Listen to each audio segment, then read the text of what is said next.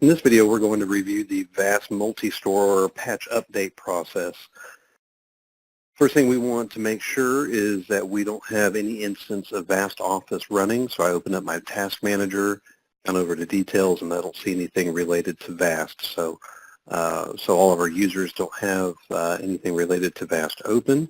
Over to the desktop, and that's where I have my my patch update. So in this example, I'm going to be running VAST Office, again, because it's a multi-store, 6.01 patch 92. Even though that I am logged in as an administrator, I'm still going to right-click and run as administrator, just so that way I have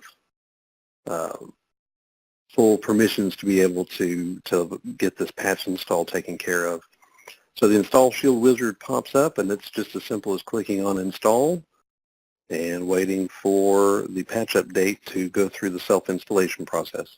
And with the Install Shield wizard completed message, we are finished with the VAST multi-store patch update.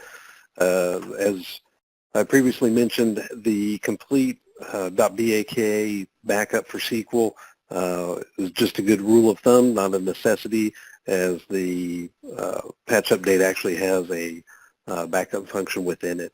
That backup function, depending on the size of your database, could be very short or it could be very long.